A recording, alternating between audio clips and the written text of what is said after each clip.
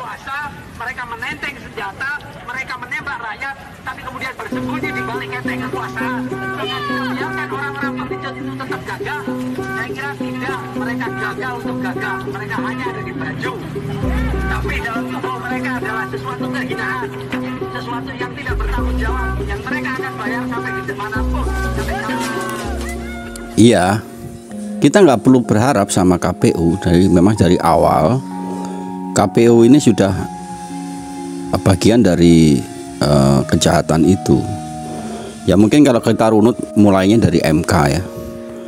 Tapi kalau mau kita tarik ke belakang jauh dari itu, kita lihatlah formasi KPU, bagaimana pola hubungan gelap antara KPU dan istana sebagainya, itu ya perlu audit, perlu penyelidikan dan sebagainya. Jadi memang nggak bisa. Pemilu 2004 itu memang dari awal memang disetting untuk sedemikian rupa untuk melanggengkan kekuasaan apapun bentuknya. Karena untuk 3 periode udah gagal, tapi dia akan berhasil istilahnya 2 tahun pemilihan gubernur nggak ada itu, hingga gubernur itu akhirnya menjadi bagian dari kejahatan pemilu sekarang ini. Ya nggak bisa dipungkiri, itu realitas, itu fakta yang di depan mata kita kan. Jadi sejak awal harusnya kita sudah curiga pemilu ini memang disengaja untuk melanggengkan kekuasaan. Nggak bisa hanya sekedar kita melihat bahwa KPU kejadian pemilu kemarin, makanya pemilu kemarin itu hanya ritual. Padahal kejahatan mereka itu sudah dimulai dari awal, ketika pemilihan KPU hingga akhirnya kita terbelalak dengan melihat langsung keputusan MK terhadap Gibran. Lalu juga ada teguran dari MK, itu pun juga nggak digubris kan, artinya juga tidak dianulir kan keputusan itu, hanya keputusan etik. Berikutnya KPU pun juga melakukan pelanggaran etik, dan sebelumnya sudah, kalau bisa dihitung berapa kali itu pelanggaran etik ketua KPU. Jadi sebelum keputusan kemarin harusnya ketua KPU itu sudah dipecat. Kita nggak bisa berharap dari angka yang disebutkan oleh KPU, ya nggak bisa bergeser, karena itu udah ketentuan yang dia setting dari awal 58%, karena kan resiko kan dia ke 52% dan sebagainya. 58 itu menutup mata, menyirep istilahnya, atau meninampubukkan bagi yang kalah. Bagi yang menang itu mengangkat moral kan otomatis. Jadi cara berpikirnya adalah ini adalah sebuah kejahatan atas demokrasi. Kita nggak bisa melawan itu dengan hanya menuntut pemilu ulang. Nggak ada, sepanjang masih ada Jokowi akan tetap begini. Agenda kejahatan ini nggak bisa hanya dilawan dengan sekedar kita tidak percaya dengan KPU, dengan MK, ya itu bagian kok. MK, KPU, DKPP, mungkin bisa jadi adalah DPR. Kenyataannya sampai sekarang angket juga nggak berlangsung, nggak berjalan. Belum lagi penggunaan dana, anggaran yang digelontorkan oleh 02 itu harus diaudit. Anggaran negara yang diselewengkan atas nama pemilu dengan atas nama bansos itu juga harus diaudit. Ini negara ini kan harus diatur, harus ada pertanggungjawaban. Nggak seenak udele begini, nggak boleh itu. Ini kalau kejadian ini berlangsung, kita tuh mundur. Bukan hanya mundur di tahun 98, mundurnya di tahun 65, dan mundur lagi di tahun 45 bahkan. Dan mundur lagi bisa jadi zaman VOC emang begini. Korupsi zaman VOC itu luar biasa. VOC itu dulu itu kan perusahaan Belanda kan, sampai dia gugur, sampai dibantu oleh pemerintah Belanda, salah satunya karena korupsi di VOC itu. Rocky Gerung kan juga bilang bahwa Jokowi itu, pemerintahan Jokowi ini mirip VOC. Jadi dia dengan proyek-proyek swasta yang di atas namakan negara, PSN itu kan, proyek strategis nasional itu. Jadi itu sebenarnya proyek swasta. Kita sebut aja IKN. IKN itu di sana ada BSD, ada Sinarmas, ada juga PIK, ada juga pembalakan hutan, ada pencurian kayu, ada juga di sana mafia tanah kan. Jadi ini mirip VOC, dan ini VOC betul di zaman baru. Oke, kita kembali persoalan pemilu. Cara yang paling memungkinkan kalau menurut saya ya, itu hanya dua cara. Yang pertama adalah hak angket. Tapi kan tidak jelas, karena ini sandera politik terjadi. Semua partai disandera oleh pemerintah Jokowi. Selama ini kan pemilu korupsi dibiarkan. Bahkan kalau mau jujur ya, seorang sehebat Khofifah pun juga kok seperti itu kan, nggak logik itu. Cara logika berpikir nggak logik sampai Khofifah mati-matian belain Jokowi dan Prabowo itu kan. Kalau nggak sebelumnya dia digedor pintu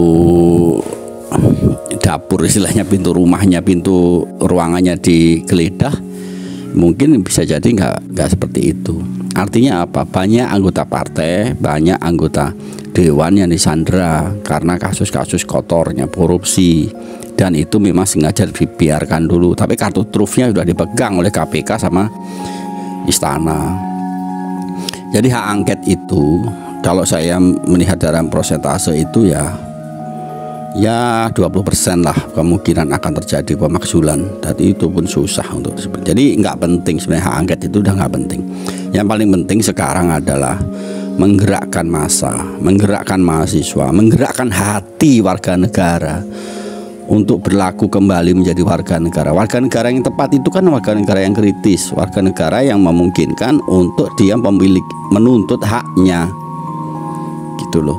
Karena hak untuk mendapat transparansi, mendapatkan keadilan sosial itu hak warga negara. Jadi kita kembalikan ini, wahai buruh misalnya, kembalilah kalian itu menjadi warga negara. Karena hak kalian itu untuk mendapatkan industrialisasi, mendapatkan hak pekerjaan yang layak, upah yang layak itu ada dalam bentuk perundang-undangan.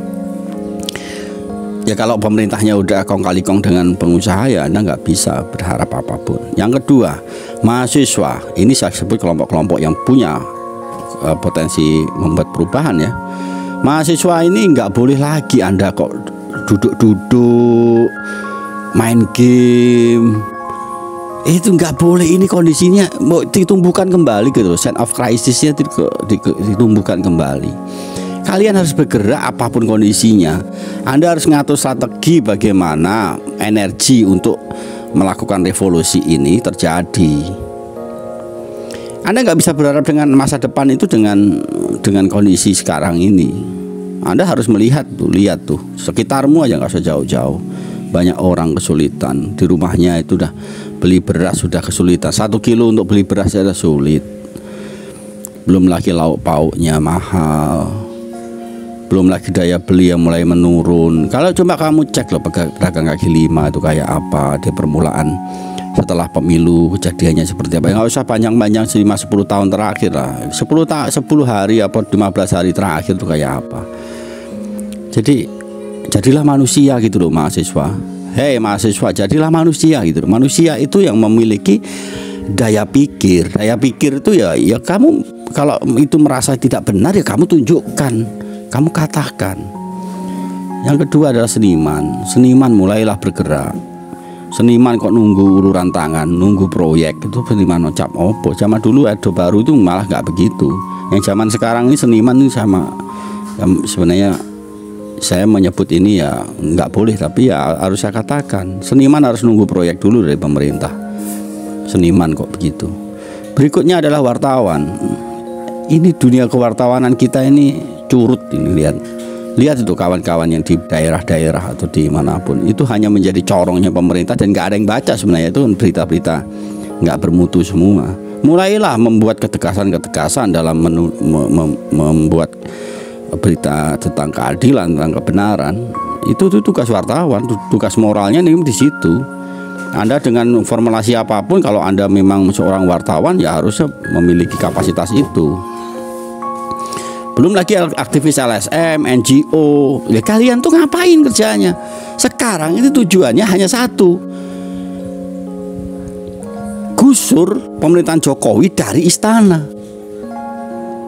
Karena nggak bisa Anda menyerahkan negara ini dengan maling-maling, itu nggak bisa. Belum lagi persoalan politik dinasti, kita bahas nanti berikutnya. Tapi nggak bisa kamu kok hanya menyerahkan ini pada persoalan Jokowi. Nggak bisa, bro. Nggak bisa. Aku pikir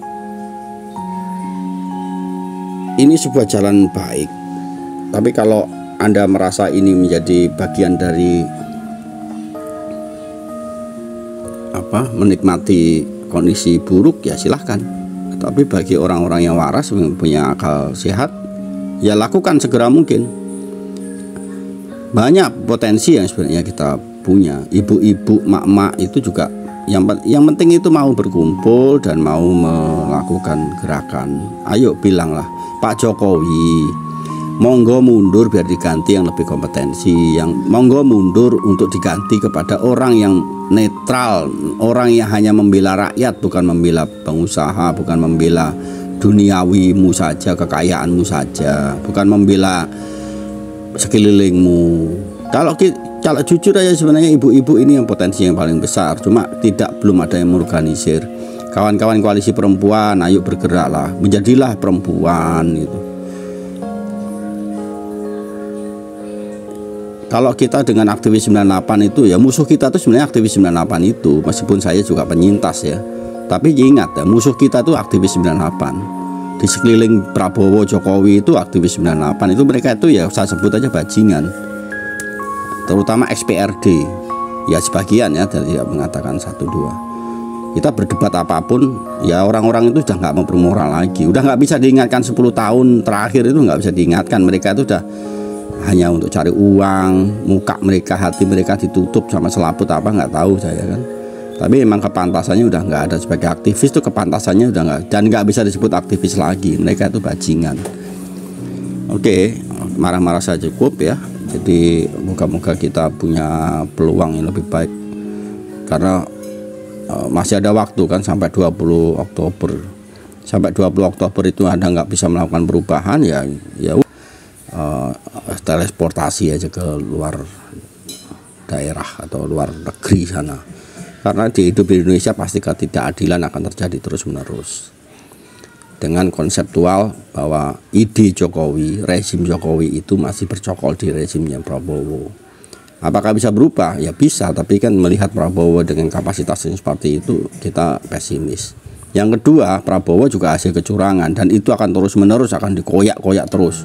Itu nggak akan stabil, pemerintahan nggak akan stabil. Duit akan dihambur-hamburkan untuk buser gitu-gitu nanti. Oke. Yang penting itulah, penting jaga akal sehat dan mulailah melawan, melakukan menulislah, mintalah kebenaran, mintalah keadilan pada Tuhan, pada alam, pada manusia dan sebagainya.